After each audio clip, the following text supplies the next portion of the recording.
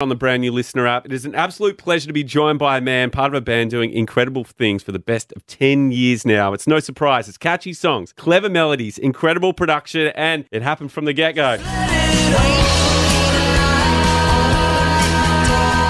Tracks like Delete, and of course, you know it. Feels like 37, and they just kept coming. Lay down, you know this too.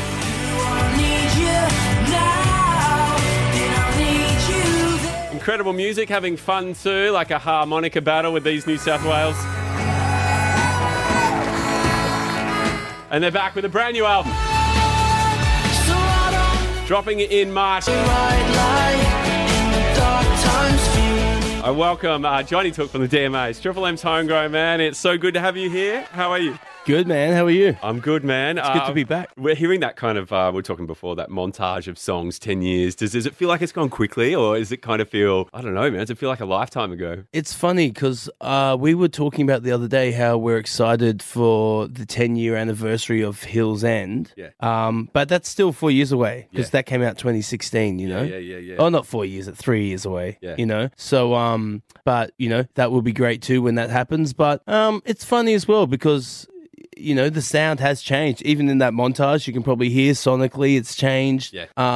We still do the rock and roll raw stuff. We still record a lot of our own stuff. Yeah. And we've kind of found this hybrid now, where we can still work with some of the best producers in the world, but we still have a lot of control in what we do and what we say and how we want to sound, because we don't want to just keep releasing, you know, the same the sound of our first EP that was recorded in that Buckland 37, you know, and we don't want to ever make the same album twice. So I'm enjoying the growth. So even though we've been in the, you know, we've played all the big festivals in Australia and overseas in the UK and stuff like that, but we're still very driven and we're still you know, inspired to experiment and try new stuff. Yeah, I can tell that, and just through how much you guys gig as well. Like, that's so important. Yes, it's non-stop, and the live show has evolved big time. Yeah, absolutely. And it's weird because I'm looking at your tour schedule, and, you know, after having such a big break from music, did it take a while to get back into the swing of things?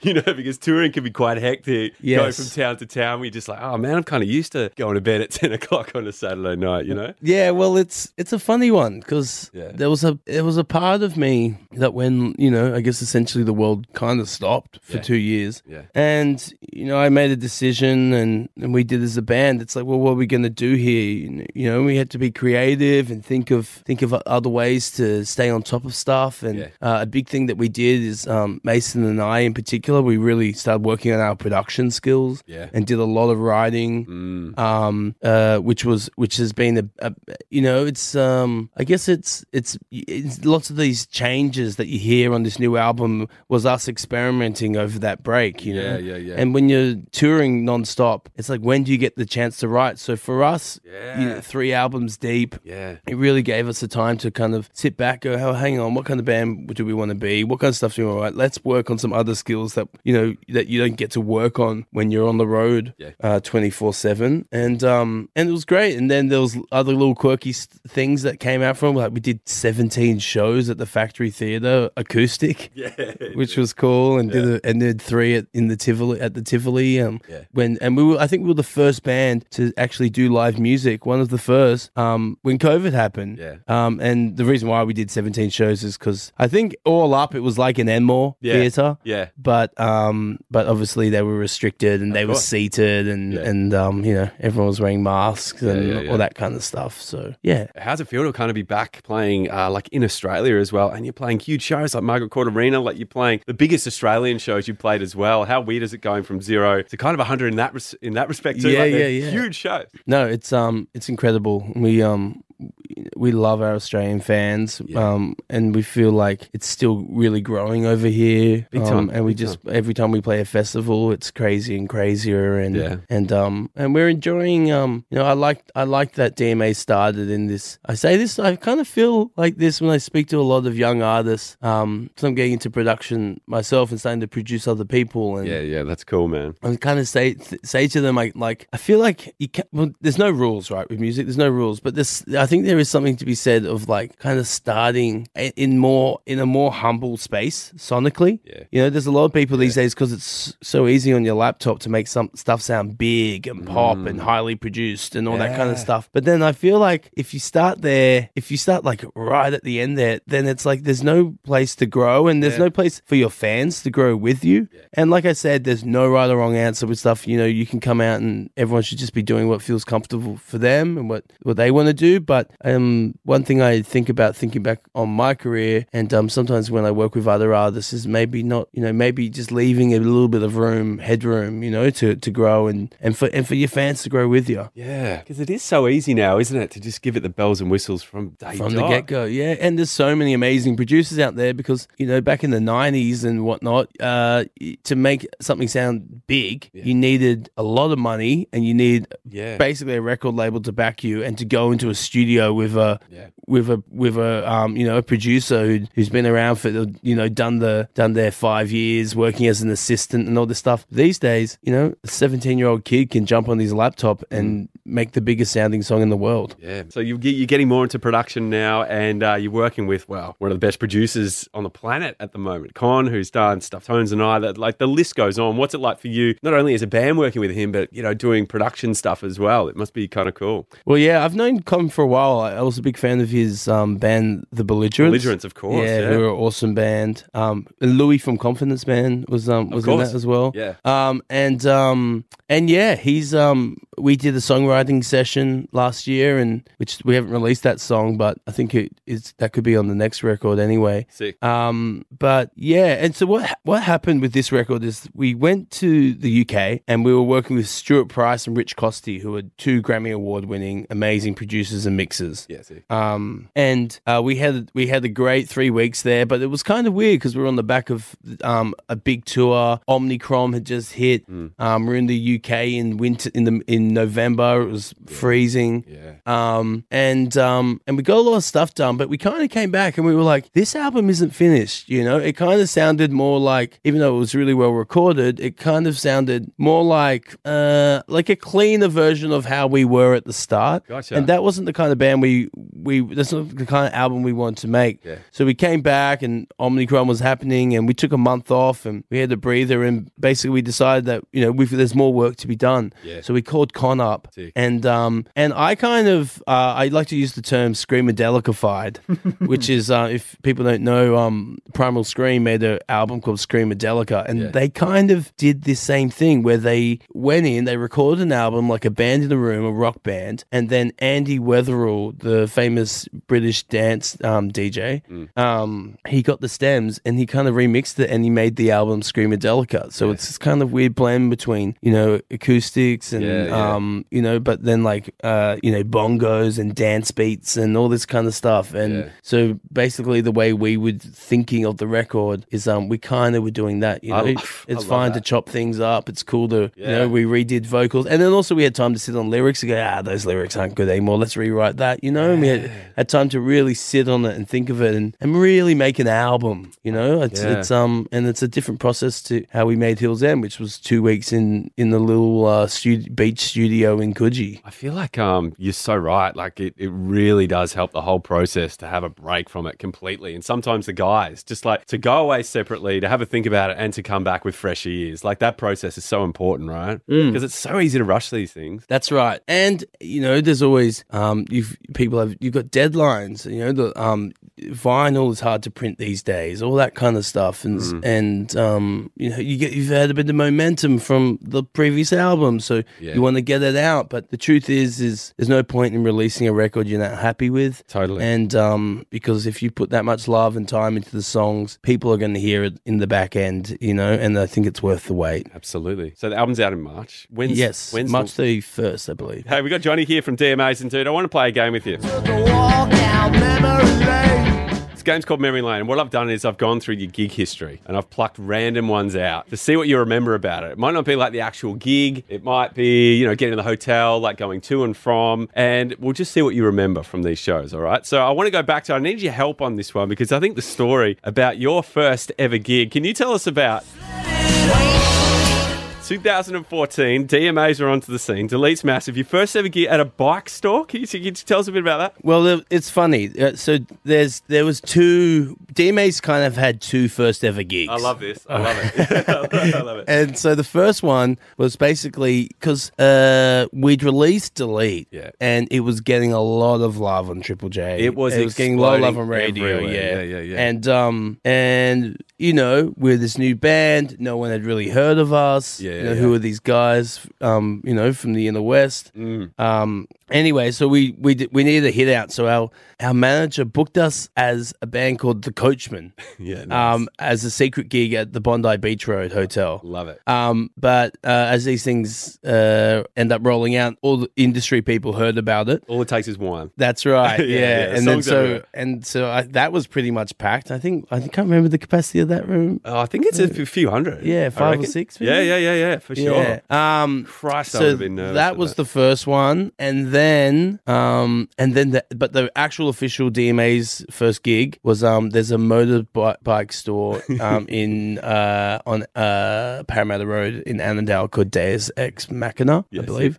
And we cleaned that out, and we did our first ever show there, and it was a free gig. I think we had to turn away 200 people, something like that. But there's some pretty funny videos and photos from that show. I was going to say, what was it like performing? Like, how were the nerves? Obviously, you're all pros because you've all done it before, but like a bit of pressure behind those gigs as well. Oh yeah, a bit of pressure. Oh, just because it was like for I think the Deus show, there was like 450 people there.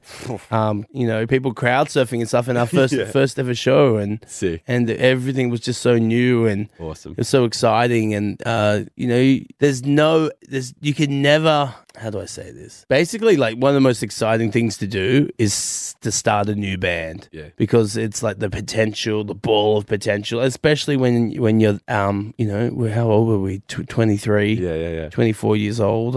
You know, fearless. Absolutely, man. So, So Delete's taken off. You played your first show, and then New Year's that year you did Falls Festival. We had Black Lips, Empire of the Sun. Your friends as well. What do you remember about this festival? I don't think I remember much about this festival. Was this the first Falls? First Falls that you guys played. It was in a tent. Yeah, sick. It was in one of the smaller tents. I think we probably played around midday. Yeah, of course. And we were just, you know, finding our feet. I seem to remember the tent being pretty full. Yeah. Pretty excited about that. Yeah. Done a few of them now. We had a few listeners who were actually there and they bloody loved it. Well, what about next year, 2015, Governor's Ball in New York? Black Keys, Kendrick Lamar, also Tame Impala. That's right. That Any was our memories first, from that one? Yeah, our first trip to America. Tell us about that. Well, you know, once again, you know, you're 24 years old and you're fearless. And we were just having a great time. You know, we played a lot of festivals that run. Yeah. Oh, that's right. I think there's a story about like it came out wrong, I think, in the media, but there was a story of us trying to break into Noel Gallagher's dressing room. But the truth of the story was it was our drummer who was a big fan of the drummer in the High Flying Birds, and he wanted to say hi to the drummer, but it obviously didn't look that way. And you and Noel, you become friends as well? You guys have met? No, we've never met. We've never met. Noel? No. I've got to know Liam pretty well over the years, which is great. But never got to meet Noel. Let's touch on Liam a bit later. But then you did a national tour 2016 with these guys. I love these guys. Green Buzzard. Love Green Buzzard. Yeah, so good. Paddy Harrismith, he's one of my groomsmen at my wedding. Oh, there you go. Yeah. And what was that tour like? You guys are playing big venues, like Corner Hotel, the Metro, Rosemount in Perth. Yes. Really starting to build up. What was that like, man? Kind of taking that was on the road. cool, you know, just going on the road with I think with like some of our best mates, our old friends. Paddy from Green Buzzard actually features on our first album a lot.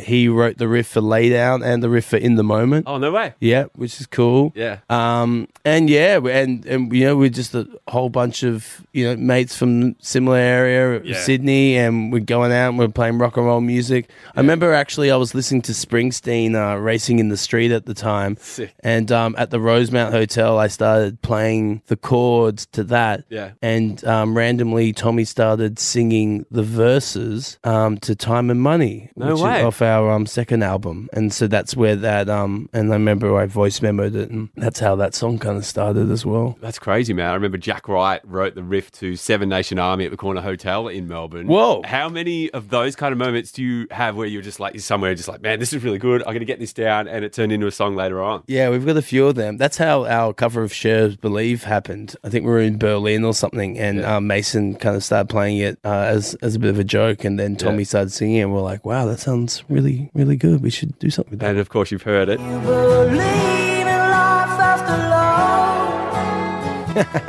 It goes off live, doesn't it? It does go, yeah. It's been a, we actually didn't play it for a few years after we released it. We were that kind of, I guess how you sometimes, when you're a bit younger, you're like, that's not our song. Yeah, it was sweet, but we're not going to play it. And we're a little bit staunch about that. But now we like to play it in the special moments. We don't play it all the time. Yeah. But every now and again, you know, and we'll whip it down, and you know, it goes so well live, particularly at Australian festivals. Yeah, so totally. good. I remember, I think it was around that time where I feel like Triple J's Like a Version was really starting to go global. Like it had been a big Australian thing for a while. And then when you guys did it, the comments, I just remember from day dot, it exploded everywhere. Yeah, it's really funny with something like that, because I don't think it was as big as it is now when we did it, but it was like, it was pretty big. But like, you know, I remember I was playing the wrong chords the morning of. You know, I got stuck in this pub. Not stuck in the pub. I lived above a pub with Mason, and we had a clicker to get out of the pub car park. Yeah. The clicker wasn't working, and I had the car loaded up at like 6 a.m. to go do it. Yeah, of course. And we couldn't so we had to park the car again, and then throw the guitars over the, you know, we're living above this pub in Botany. Yeah. And then we went to rehearse it at Tommy's house, and I was playing the wrong chords because we'd only played it once, and we're like, oh, this is going to be a disaster. And then the thing is with something like that, when you do it that has that much exposure, and you do it live, you know, and it goes on the internet, it's kind of like it's at the will of the internet, and just, you know, it's like it's out of your control. You've just gone in there, you've done it, and it's just really funny when you see something kind of have that traction. Do you find it's like that with gigs as well? It's like, you know, the gigs you rehearse for the most aren't as good as the ones where you're jet lagged and you're tired and you're there 10 minutes before you go on. Like, they're somehow the best ones. Yes, I do. I do know that feeling. Yeah. Sometimes it's kind of like if you've over rehearsed for a show, you're not as like on your toes. I think so too. You're like a little bit too relaxed. Yeah. And there's something about kind of, you know, having to work for it a little bit more, because you do go, it's a funny one, because you do go into autopilot a little bit, like muscle memory. Yeah. Sometimes I forget a chord on stage and my hand just goes there. You know, and it's which is good, but I think it's also like, it's important to stay really present in the moment. Yeah, definitely. In those kind of shows. Yeah. How good is that beer? Like 5 seconds before you go on, just like, all right, this will get us. This will help the show.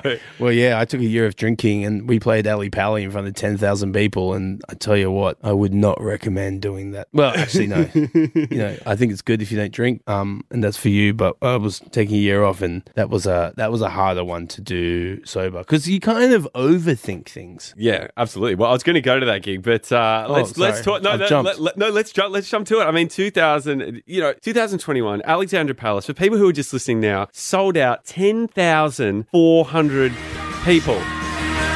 Phenomenal. Insane. Like, what's your kind of pre-gig process for something like that? Were you just rolling up on the day, or because it was a big one, you're a bit earlier? We had a bit of press that day, cool. But I remember I came in late. I can't remember what I was doing, but for some reason I came in with our one of our managers, Glenn. We came in late, and I was like, "What are all these trucks for?" And they're like, "They're for you, man." And I was like, I never understood. Like, you know, like I know Beck would play, and I was like, why does he need 4, you know, 8-tonners or whatever they are? You know what I mean? And it's because, you know, when you start playing a gig of that size, they build the stage, they bring in the PA, PA. They build it. They bring in all the lights, and it takes a lot of people to put on a show like that. Yeah. I remember we went up to the roof of Ali Pali and we took a photo there, and Yes. we got given the tour around, and it's crazy playing a show like that.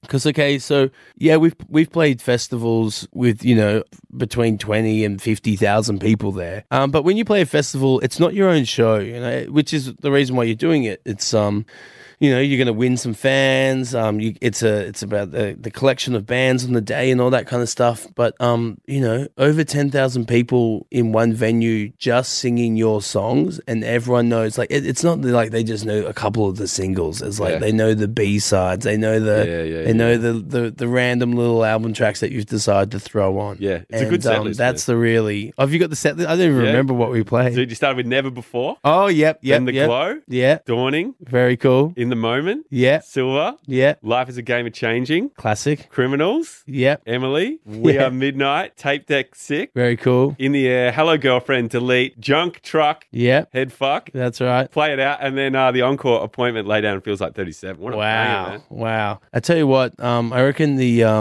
I've realized now the only reason you really chuck in an encore is because when your set gets that long, you gotta go to the bathroom. Especially if you've had a few beers before. It's pretty hard to go through an hour and a half with the nerves kicking around and not be able to go to the bathroom. And I imagine like an encore chant at a show like that would almost be like apocalyptic, like the ground would be shaking. Oh man, it was special. I'll never forget that show. Actually, that's a good thing about not drinking. I really remember it vividly. Yeah. Was that like a real kind of, man, we've worked our ass off for like 8 years. This is what the hard work's been for. Like you said, you're doing so many festivals back to back, in the car, on the plane. That was a real kind of, man, this is our moment. Like we've fucking earned this. Yes. It's funny and it's worked out timing wise. It's worked out well because we just did a support tour with Kasabian and it went to a bit of like old school touring. In the splitter vans, the 10-hour drives, the 4-hour drives into a gig, into a quick loadout, into another 2-hour drive because you got to make it, to the next place in the morning. And it's definitely a lot easier when you're even a little bit younger. Not that I'm not old now. I'm 33, but yeah. Man, you're reading my mind for those Kasabian. What a band. Man, are they one of the best live bands you've ever seen? You've seen a few, but man, they bring it, right? Yeah, they are such a great live band. And they're not working with the lead singer anymore. But Serge has stepped up and they sound great. They they were just really lovely guys. And the live show was still so good. There's some great songs on their new album. Yeah. And just running around around Europe with those guys was a real pleasure. Yeah. All right, I want to take you to a weird gig because this is kind of where everything stopped. The 2020 Grand Final.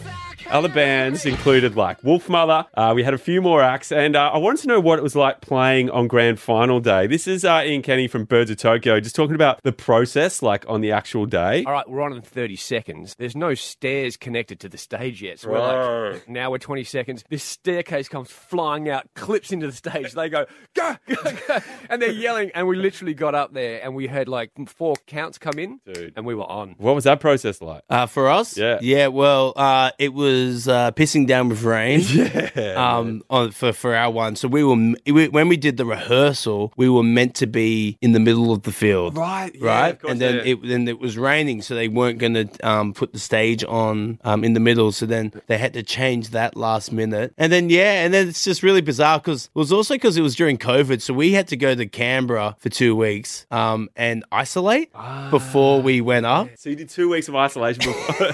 Yeah, I've never been to Canberra for 2 weeks. It was great. I had a great time. Yeah. Actually wrote some good songs in there because we were like, we're going to be in the hotel for 2 weeks. Yeah. Might as well take my recording gear and sick. Actually we wrote our new song Olympia. Not wrote it down there, but I remember demoing it down there with Mason. Man. Yeah, it seemed like it's just a strange gig, right? You get the call, just like there was so much you had to do around it just to get there. Yeah. It was a crazy one, and then and went up there, and then it's like 2 weeks of isolation. session, and then you're done in 6 minutes. Like the shortest gig you've ever played. Would that have been like the first time you saw the gang like properly too? Because everyone's living in different spots. No, we all went to Canberra. Okay, So cool. we were all But hanging before that? Oh, before Yeah, that? like before you were all kind of there? Oh, yeah, I think it would have been. Yeah, I think it would have been. I hadn't seen them for a while. Yeah. Yeah. All right, one last gig I've got to ask you about. Supporting this man, Liam Gallagher, Finsbury Park.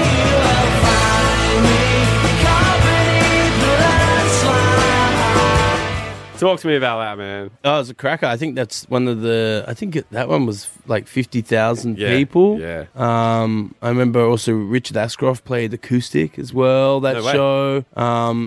And just stoked to be on that bill. Yeah. It was a brilliant gig, and Liam Gallagher, what a guy, man. It's like he's legit that guy. Like he loves music, what I mean? And he loves new bands, and he loves rock and roll, and I don't have a bad word to say about him. He's really honest. He's not like, there's never like, he's got like an arrogance, because he's Liam Gallagher. He's like fronted one of the greatest rock bands of all time, but he's never cruel. No. You know what I mean? He's just like to the point and brutally honest. Yeah. And I reckon that's what you want in friends and people, someone who's going to be honest with you. Yeah. And like, straight to the point. It's good. Here he is, Liam Gallagher. DMA'S, they're a new band, or they might be old band out here, but like they've played in England, so we've had a couple of beers with them out there. What's it like kind of meeting someone like that you idolise and you grow up with, then all of a sudden you're just kicking it, having a beer, and they take you under their wing, you're playing shows with them overseas? Yeah, we've hung out quite a few times now, and obviously the first time when we were a little bit younger, it was crazy, but then you also realise after a few proper conversations that these are just people who have achieved a certain level. They're just normal people who really love their craft. Yeah. And it doesn't take long before you get to a point in the conversation where you're just two musicians talking about why you love feedback and rock and roll and that kind of stuff. And I think that's I think that was the point that I really appreciated with hanging out with Liam, and I think that's, and then when you start laughing and talking about just dumb, stupid, kind of arbitrary things, and then I think that's the cool part. What's it like kind of being out with him? Because he's one of the most recognisable musicians as well. It was just like people coming up to him all the time, or? No, not really. Cool. Everyone was kind of pretty chill, but like there was a few kind of weird moments where someone you'd like to think they're doing a sneaky photo or something like that. But I reckon most people are probably too scared to come up to him anyway. Johnny Took, thank you so much for joining us, man. Talking about gigs, the album coming up, everything's exciting. I've got one more game to play. On Triple M's Homegrown with Matty O, it's time for... It's right party or dinner. Now, this is called Right Party or Dinner. Now, I've gone through some of your influences growing up. So you can either write a song with them in a room, you can party with them, go out, or you take them home to dinner with the family. Oh, wow. Okay, so 3 acts that I'm pretty sure, like doing a bit of research on you, were pretty influential growing up. So we got... Here comes the story of the hurricane. Mr. Bob Dylan. Yes. Second act we got We were born to run. Bruce Springsteen. And the third act...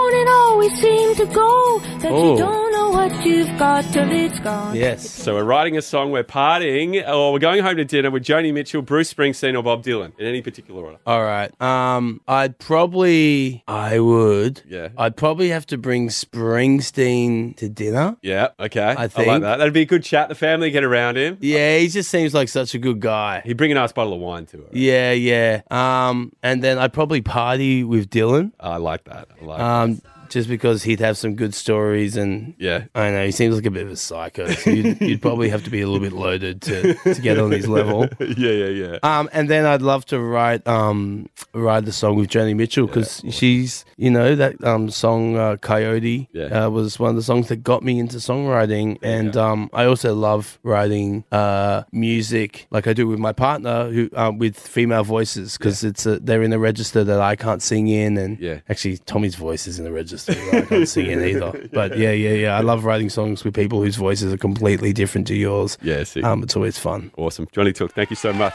An absolute pleasure. Can't wait for new music, man. Touring, and have the best wedding day. And you got to film some of that band happening, man. It's going to be a good time. Yeah, we're going to document it all. Awesome. Thanks, Matty. Cheers. Easy, man. Cheers, man.